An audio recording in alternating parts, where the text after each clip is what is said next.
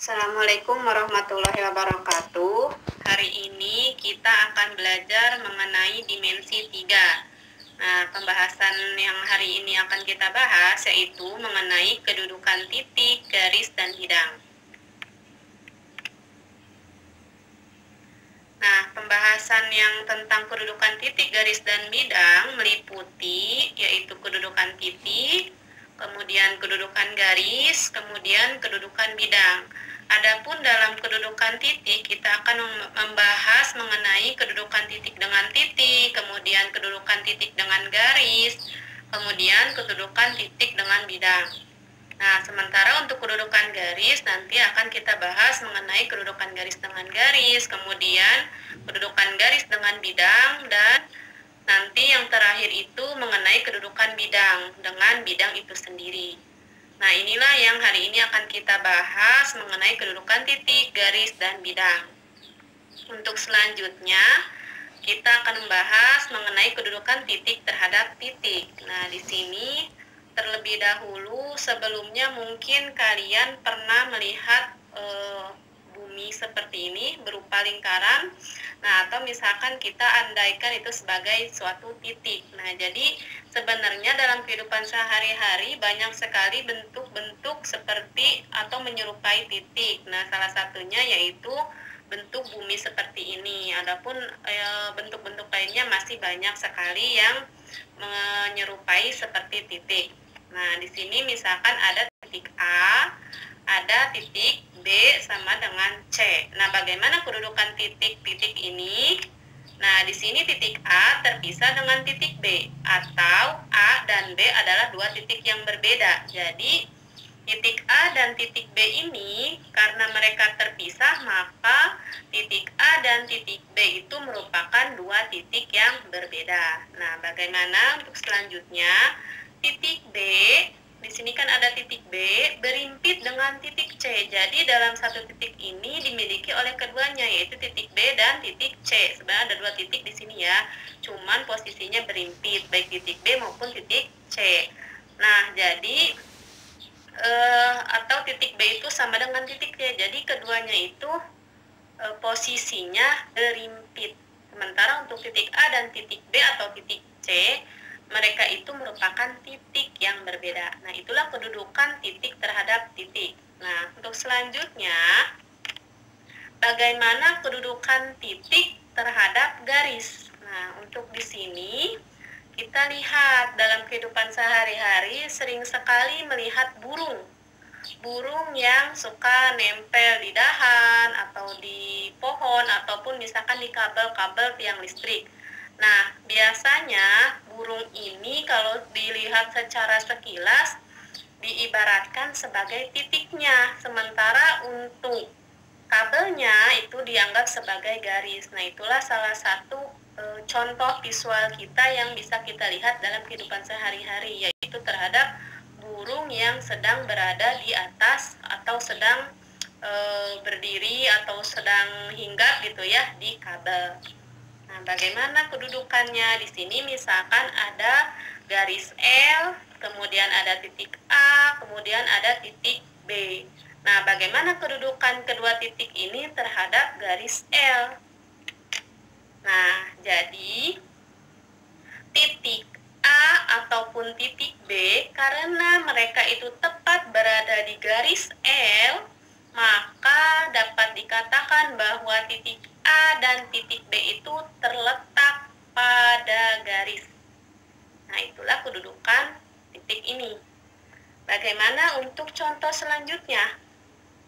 Di sini misalkan ada titik C, terus ada juga garis L. Nah, kalau tadi titiknya itu tepat berada di garis L, kalau sekarang itu titiknya itu berada di luar garis L. Nah, bagaimana kedudukannya? Ya, maka di sini titik C terletak di luar garis karena dia beradanya tidak tepat berada di garis. Jadi kalau titiknya itu tepat berada di garis, maka kedudukannya itu terletak pada garis. Sementara kalau di luar garis terletak di luar garis, gitu ya. Nah, bagaimana untuk pembahasan selanjutnya mengenai kedudukan titik terhadap bidang? Kalau tadi titik terhadap titik, kemudian titik terhadap garis. Kalau sekarang itu titik terhadap terhadap bidang. Nah, bagaimana pembahasannya? Kita cek. Kalian mungkin sering melihat bola yang berada di lapangan sepak bola. Nah, inilah salah satu contoh dalam kehidupan sehari-hari yang mungkin tanpa kita sadari atau mungkin sudah sadar sejak dulu, tapi tidak tahu ini itu berkaitan dengan matematika, terutama mengenai kedudukan titik terhadap bidang. Nah, bola di sini diandaikan sebagai titik, sementara lapangan alias rumput hijau di sini sebagai bidang.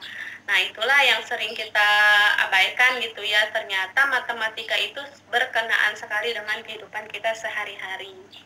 Nah, untuk selanjutnya bagaimana pembahasannya? Misalkan di sini ada sebuah titik, misalkan di sini ada bisa dikatakan ubin gitu ya.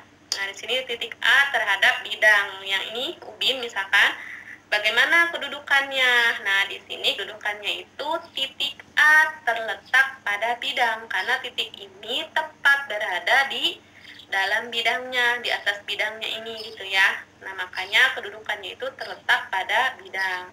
Bagaimana untuk selanjutnya? Nah, kalau di sini titik B terus kemudian ada bidang atau misalkan diandaikan sebagai ubin di sini ya. Nah, bagaimana titik B ini terhadap ubin atau terhadap bidang ini kedudukannya? Karena dia sekarang tidak berada di tepat di ini, di bidang, sementara sekarang di luar, maka kedudukannya itu titik B terletak di luar bidang, gitu ya. Bisa dipahami ya. Nah, untuk selanjutnya contoh soal kedudukan titik. Nah, misalkan di sini ada kubus A, B, C, D, E, F, G, H. Nah, kemudian perhatikan gambar kubus A, B, C, D, E, F, G, H di samping. Nah, silakan perhatikan ya. Nah, kemudian tentukan tempat kedudukan dari. Nah, yang pertama, titik A terhadap titik E. Jadi kita lihat mana posisi titik A. Nah, titik A itu kan berada di sini ya. Kemudian terhadap titik E, mana posisi titik E? Oh, ternyata titik A di sini, sementara titik E di sini. Bagaimana hubungan keduanya? Nah, maka kita lihat. Jadi, dua titik ini karena A dan E ini tidak berada dalam satu titik yang sama, maka dua titik ini dapat dikatakan berbeda. Alias titik A tidak sama dengan titik E, alias berbeda gitu ya. Nah, yang kedua, titik A terhadap garis AB. Nah, tanda garis di atas itu maksudnya menunjukkan bahwa dia itu garis ya, garis AB atau segmen AB. Nah, di sini bagaimana terhadap garis AB? Titik A di sini, sementara garis AB yang ada di sini nih, yang lurus. Ya. Bagaimana hubungannya? Nah, kita cek jawabannya. Ternyata titik A itu terletak pada garis AB. Kenapa? Karena titik A ini ada di sini terletak pada garis AB ini ya, sama seperti tadi yang dicontohkan sebelumnya. Nah, kemudian yang ketiga, titik A terhadap garis FG. Kita cek lagi titik A garis FG di sini. Ya, ini FG. Nah, ini jauh sekali ya.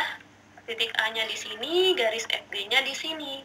Berarti dapat dikatakan bahwa hubungannya atau kedudukannya di luar garis FG. Jadi titik A ini berada di luar garis FG. Ya. Bagaimana untuk nomor 4? Kita lihat di sini ada titik A terhadap bidang BCGF. Nah, kita cek mana yang bagian titik A, kemudian bidang B, C, G, F ya. Nah, ternyata posisinya itu titik A berada di sini, sementara B, C, G, F di sebelah kanan ini, B, C, G, F. Nah, kira-kira bagaimana kedudukan keduanya? Nah, jadi kita lihat lagi titik A berada di luar bidang BCGF karena BCGF itu berada di sini bidangnya, sementara A jauh sekali dari posisi bidang BCGF, maka dapat dikatakan bahwa titik A itu berada di luar bidang BCGF. Nah, bagaimana untuk yang nomor 5? Titik A terhadap bidang ABFE. Kita cek titik A berada di sini, sementara bidang A, B, F, E. Nah, jadi sini ya, semuanya satu bidang ini di sini. Nah, bagaimana posisinya itu titik A? Oh, ternyata titik A ini berada di bidang ABFE, maka dapat dikatakan bahwa titik A terletak pada bidang A, B, F, E. Nah, itulah seputar contoh mengenai kedudukan titik. Nah, untuk selanjutnya, di sini ada kedudukan garis terhadap garis. Nah, misalkan di sini ada bidang alfa, kemudian ada garis M, kemudian ada garis N. Nah, mereka berpotongan dari titik A. Nah, bagaimana posisi atau kedudukan garis M terhadap garis N? Nah, dapat dikatakan bahwa garis M dengan garis N ini dikatakan berpotongan. Kenapa berpotongan? Karena di sini ada titik perpotongan, yaitu pada titik A. Nah, untuk selanjutnya di sini ada bidang kembali, kemudian ada garis P sampai sini, kemudian ada garis Q. Nah, kira-kira bagaimana kedudukan garis P dengan garis Q? Nah, karena di sini garis P dan Q jarak dari P ke Q dari sini, dari P ke Q dari sini ya, dari sini ke sini, dari sini ke sini juga sama, maka dapat dikatakan bahwa kedudukan garis P terhadap Q yaitu sejajar. Syaratnya ketika dua garis ini mereka jaraknya itu sama, baik dari ujung sebelah sini sampai ke sini maupun dari ujung sini sampai ke sebelah sini sama. Jadi mau diperpanjang sekalipun ini garis, pasti nanti tidak akan bersatu gitu ya, atau tidak akan berpotongan. Nah, untuk selanjutnya di sini ada bidang kembali. Nah, di sini ada garis A sama dengan B. Jadi di sini ada dua garis sebetulnya ya, baik garis A maupun garis B. Cuman di sini posisinya atau kedudukannya itu berimpit. Jadi kalau berimpit itu walaupun itu ada dua garis akan terlihat seperti satu garis, padahal di situ posisinya itu ada dua garis, baik garis A maupun garis B. Nah, untuk selanjutnya di sini ada bidang kembali. Di sini ada garis S. Garis S ini menembus bidang alfa ini ya. Nah, jadi dari yang tadinya E sampai sini kemudian tembus bidang sampai ke sini. Nah, ternyata di sini juga ada garis R yang berada tepat di bidangnya gitu ya. Nah, bagaimana kedudukan garis S terhadap garis R? Nah, kedudukannya itu saling bersilangan. Kenapa? Karena garis S ini sebenarnya secara visualnya tidak berpotongan seperti garis M dan N yang ini gitu ya. Mereka itu hanya terlihat seolah-olah seperti berpotongan, tapi tidak menyinggung satu sama lain karena garis S itu posisinya di sini.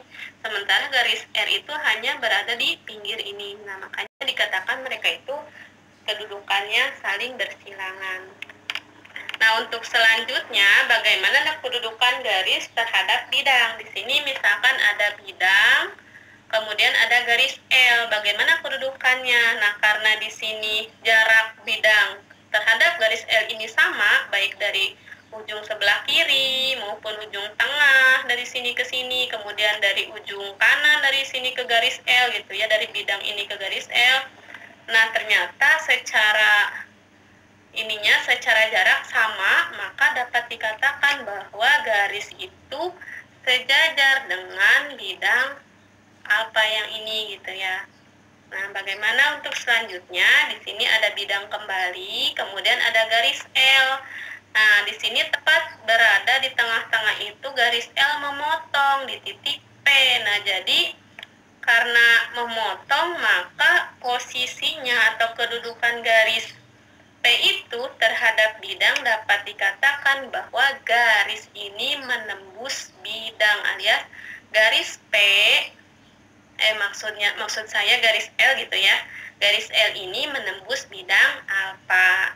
Nah, untuk selanjutnya di sini ada juga garis L, kemudian ada bidang kembali, cuman posisi garisnya itu tepat nih berada di bidangnya, yaitu di sini gitu ya. Nah, bagaimana kedudukan garis terhadap bidang tersebut? Nah, jadi kedudukan garis terletak pada bidang. Jadi ini itu seperti kita menyimpan pensil di atas buku. Nah, itu bisa dikatakan bahwa pensil terletak pada buku atau pada bidang gitu ya.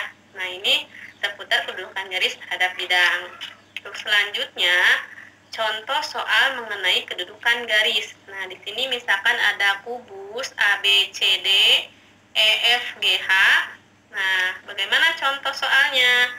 Tentukan tempat kedudukan dari. Misalkan yang pertama itu garis CD terhadap garis GH. Nah, di sini ada garis CD, kemudian ada garis GH. Ya, garis CD berada di sini, kemudian garis GH berada di sini. Bagaimana kedudukannya kira-kira? Karena dari sini D ke H itu jaraknya sama dengan jarak dari C ke G, maka dapat dikatakan bahwa garis ini sejajar. Ya, jadi sejajar itu kedua garisnya berada saling sama gitu ya, jaraknya juga sama gitu. Kemudian di sini lihat lagi garis DH dengan HE. Nah, di sini udah terjawab ya berpotongan, tapi kita cek bagaimana garis DH dengan HE. HE. Nah, DH di sini ya, sementara HE di sini. Nah, ketika si DH ini, garis DH ini dipanjang atau diteruskan sampai ke sini, kemudian garis HE juga atau EH ini juga sama diteruskan sampai sini, oh ternyata mereka itu saling berpotongan di titik H, karena jadi ketika dipanjangkan ataupun tidak pun ternyata mereka saling berpotongan di dalam satu titik, yaitu di titik H. Maka dapat dikatakan bahwa garis DH berpotongan terhadap garis HE. Nah, untuk yang ketiga ada garis AE terhadap garis CD. Kita cek garis AE terhadap garis CD. Nah, AE kan di sini nih ya. Sementara CD itu di daerah sini. Nah, kalau misalkan diperpanjang sekalipun sampai ke sini, kemudian AE juga sampai ke sini, mereka sampai kapanpun tidak akan bertemu atau sama-sama berpotongan dan tidak saling menyinggung. Hanya terlihat saja seolah-olah seperti berpotongan. Kemudian jarak keduanya pun tidak sama seperti yang sejajar tadi. Nah, maka dapat dikatakan bahwa kedudukan garis AE terhadap CD itu saling bersilangan. Bagaimana untuk garis AE terhadap bidang BCGE pada nomor 4? Di sini ada garis AE juga terhadap bidang BCGF. Nah, di sini garis AE-nya berada di sebelah kiri, sementara BCGF itu bidangnya sebelah kanan dari kubus. Nah, jadi dapat dikatakan bahwa ini kan sama nih jaraknya ya, dari E ke F, kemudian dari A ke B juga sama. Nah, maka dapat dikatakan bahwa posisi atau kedudukan garis AE terhadap bidang BCGF adalah sejajar. Kenapa sejajar? Karena jaraknya sama dari garis ini, dari awal sampai akhir, maupun dari bidang awal ini ya sampai ke sini juga sama garis jaraknya. Maka dapat dikatakan bahwa sejajar. Untuk selanjutnya, bagaimana garis AG terhadap bidang BCHE? Nah, di sini ada garis AG, kita cek A ke G. Nah, secara visualnya di sini ya, kita cek lagi. Di sini ada garis AG, digambarkan dengan garis warna merah, kemudian ada bidang BCHE. BCHE itu digambarkan dengan bidang yang warna hijau ini. Nah, kalau secara kasat mata mungkin ini seperti biasa aja gitu ya, nggak terlihat menembus. Sebenarnya kalau kita lihat secara seksama, di sini garis AG, A-nya di sebelah pojok paling kiri, sementara G-nya itu pojok paling kanan. paling pojok. Ternyata si garis AG ini menembus bidang BCHE, di sini menembus. Nah, maka dapat dikatakan bahwa kedudukan garis AG terhadap bidang BCHE itu menembus gitu ya garisnya. Terus untuk yang terakhir, bagaimana posisi atau kedudukan garis PQ terhadap bidang ABCD. Di sini ada PQ, cuman kalau di contoh sebelumnya digambar tidak digambarkan garis PQ-nya ya. Nah, itu ada kesalahan sedikit. Nah, jadi kita lihat saja di gambar yang ini.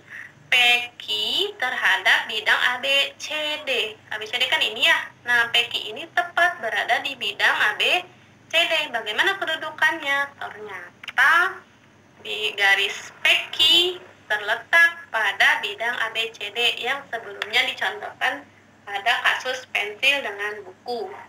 Nah, selanjutnya, bagaimana kedudukan bidang terhadap bidang?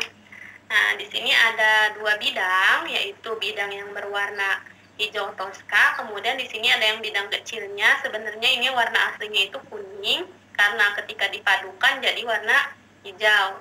Nah, jadi bagaimana posisinya? Karena di sini sebelumnya ada bidang berwarna hijau toska, kemudian di sini ada bidang berwarna kuning yang saling berimpit, maka kedudukannya itu berimpit kedua bidang itu, baik yang bidang warna hijau toska ataupun warna kuning. Jadi kedudukannya itu berimpit, sama seperti garis yang terlihat satu padahal ada dua. Nah, cuman kebetulan ini saya gambarkan bentuknya itu berbeda ya, tidak sama persis gitu, biar kalian mengetahui keberimpitannya itu. Untuk selanjutnya di sini ada bidang berwarna kuning dan bidang berwarna hijau toska. Nah, bagaimana posisi atau kedudukan mereka berdua ini ya, bidang keduanya ini? Nah, ketika dilihat dengan sesama, jarak dari sini ke sini sama sebenarnya. Dari sini ke sini pun sama, cuman karena posisinya visualnya seperti ini ya. Nah, ternyata kedudukannya baik bidang berwarna kuning maupun berwarna hijau toska adalah sejajar, karena ketika dijajarkan atau berdirikan sama-sama nih ya, oh ternyata sama nih jaraknya dari sini ke sini, dari sini ke sini gitu ya. Cuman memang visual kalian itu harus benar-benar melihat dengan seksama saja gitu, gambar ini. Nah, untuk selanjutnya, bagaimana ketika ada bidang berwarna hijau toska menembus bidang warna kuning ini. Nah, ini kan dari awalnya begini ya, terus menembus sampai ke sini ada garis nih, ada garis yang menembusnya. Kemudian dari yang kuning sampai ke sini gitu ya. Kenapa ini seperti ini? Kira-kira kedudukannya bagaimana? Nah, ternyata kedudukan keduanya itu saling berpotongan. Jadi bidang yang berwarna hijau toska memotong bidang yang berwarna kuning. Nah, makanya dapat dikatakan bahwa kedudukan bidang yang berwarna hijau toska berpotongan dengan bidang yang berwarna kuning. Nah, bagaimana contohnya? Di sini kita cek. Di sini ada bangun A, B, C, D, E, F, G, H. Kemudian ada pertanyaannya itu, tentukan kedudukan dari A, B, C, D terhadap E, F, G, H. Nah, di sini kan ada A, B, C, D, E, F, G, H. Nah, A, B, C, D, E, F, G, H-nya kita cek di gambar di samping ya.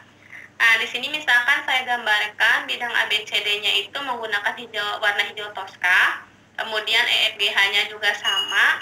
Nah, kita cek kalau sudah digambarkan dengan warna seperti ini, ternyata dari jarak bidang ABCD ke EFGH itu sama, baik dari AE-nya ini sama, BF, kemudian CG, kemudian DH juga sama. Jadi dapat dikatakan bahwa kedudukan bidang ABCD dengan bidang EFGH itu sejajar. Nah, bagaimana untuk yang contoh kedua? ABFE terhadap BCGF. A, B, F, E, terus B, C, G, F yang berwarna hijau ini ya. Kira-kira bagaimana? Nah, saya sudah gambarkan di sini. ABFE itu dilambangkan dengan warna abu-abu, misalkan di sini BCGF itu juga warna hijau telur asin ya. Nah, ternyata ketika digambarkan, kalau misalkan bidang BCGF ini diperpanjang sampai ke sini nih, ya sampai sini gitu. Kemudian bidang ABFE juga dipanjang sampai ke sini. Oh, ternyata mereka itu saling berpotongan. Di mana di garisnya? Yaitu di garis FB ini, ya. Kita cek.